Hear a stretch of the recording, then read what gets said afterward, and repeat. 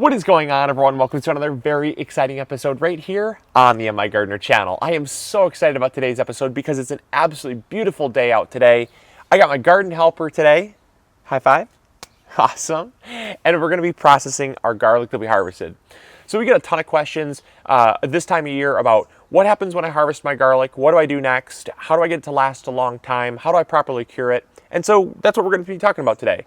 We're going to talk about how to properly cure your garlic, the steps to do that, and then also we're going to talk about how to properly process your garlic to make it last the longest. Because if done correctly, garlic will last, depending on the type you grow, soft necks will last about 6 months, and hard necks will last about 9 months if cured properly. That's a long time. It's actually one of the longest shelf lives of any crop coming out of the garden.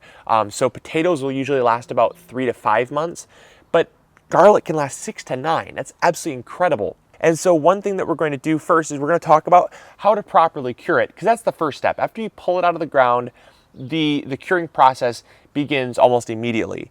So what do we do to properly cure it? Well, it's actually really simple. We have to pull it out of the ground. We have to brush off any really large clods of dirt. That's the first part. We want to just brush it off. We talked about that in the harvesting video. You don't want to wash it with any water. You want to keep it free of moisture. Free of moisture is really important because moisture will actually cause rot and dampness within the skin of the garlic, and it actually can cause rot and mold. So no water is necessary to do this. You just want to take a light bristle brush of your hand, just brush off the really big clods and leave it nice and dirty. There's nothing wrong with dirt. You can see lots of dirt all over the cloves there.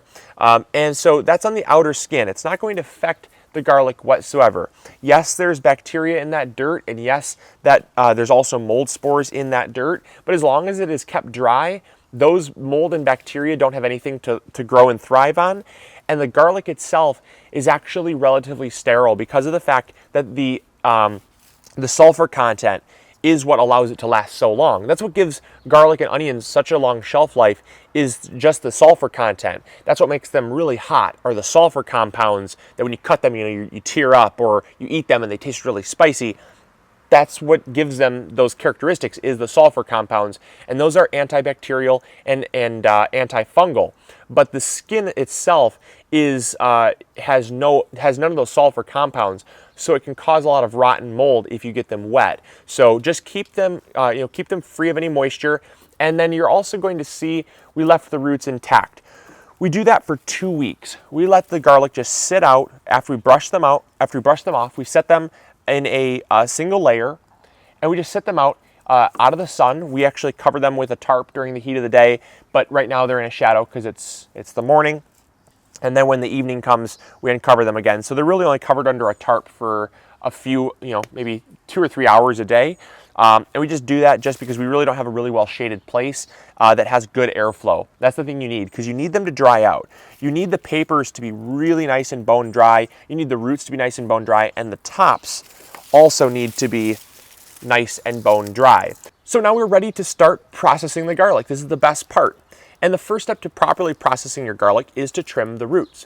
Now at this time, the roots are nice and dry and brittle. However, at around 5 or 6 months, the roots will actually start rehydrating, because garlic is a biennial and it forces itself to grow regardless if it's in soil or not. And that's why if you've ever seen garlic kind of start sprouting on your countertop and forming those little green sprouts, that's because the garlic pretty much says, hey, I don't care where I'm at, I'm going to start growing, and if the conditions aren't favorable, well, oh well, at least I tried. And so trimming off the roots is going to prolong that because there's moisture in the air. Even the inside temperature, or the inside humidity during winter, is around 30% humidity. Those roots actually will absorb some of that humidity and will start to grow and sprout with that. So what we want to do is just trim that off, because it will take the shelf life from around 6 months down to around 5 months. We're going to trim off the roots. And we're going to trim them off as close as we can to the base of the garlic. So it's just going to look like a little bit of stubble. You're never going to get them all, but you reduce the amount of roots that are there. Just get a little bit of stubble. Okay, I'm going to show you, okay, Geneva, and then we're going to do it, then you're going to do it, okay? And then the next thing we want to do is we want to trim the neck. However, there's a huge mistake that a lot of people make, and that's that they trim the neck so short that it's almost right on top of the cloves.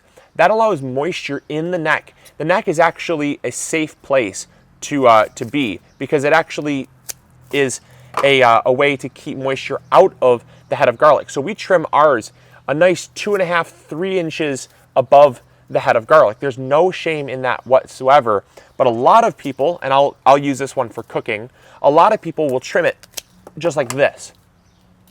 And the issue is that moisture can get right in there and actually start accessing the cloves, and that causes center rot. So you don't want to do this. This is a huge mistake. It conserves space, yes, but it actually ends up shortening the shelf life from around 6 months down to around 2 months. So you're going to have way less time, 3 times less the shelf life by clipping your necks too short. All right, and the very final thing we have to do before we start having fun here and processing all our garlic is talk about storage. So the final component is storage, and that's probably the most important part. Once you've cured them properly and you've processed them properly, you gotta store them properly, otherwise none of the other parts even matter. We keep them in a really well ventilated wicker basket. These are awesome. These are really great to store your garlic because they allow airflow all around the heads of garlic. You can also braid them, like I said, and hang them. It's awesome. You can hang them from your rafters individually or your floor joists, and that works fine too. Just make sure you have really good airflow.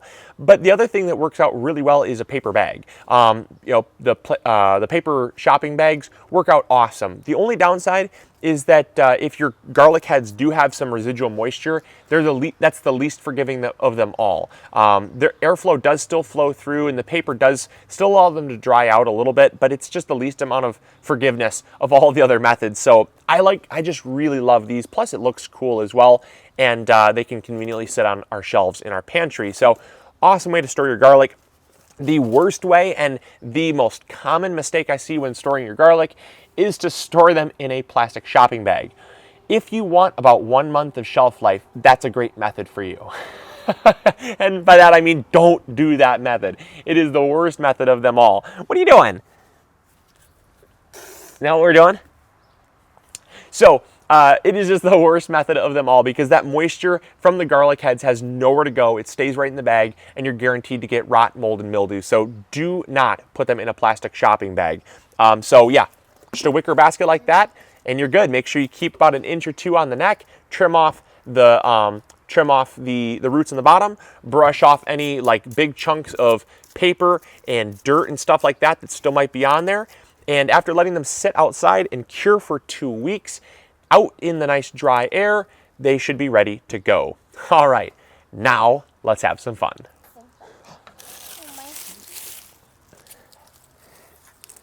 Jimmy, you want to learn something cool? Yeah. You want to learn something cool? Okay. Yeah. Okay, 1 second. So at the bottom of every garlic head, this is a head. This is a garlic head. This is like your head. This is the garlic head. And they have these set of roots. You know the roots that we're trimming off? Well, those roots attach to basically a little platform that all of these cloves sit on.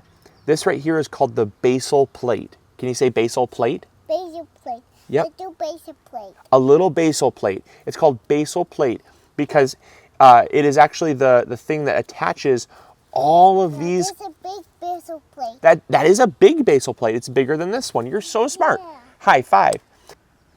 So there you guys go. There is how you properly cure, process, and store your garlic. I hope you guys enjoyed. I hope you learned something new. And I really hope that you give garlic a try. I know it's something that seems really daunting, but it is actually one of the easiest crops to grow.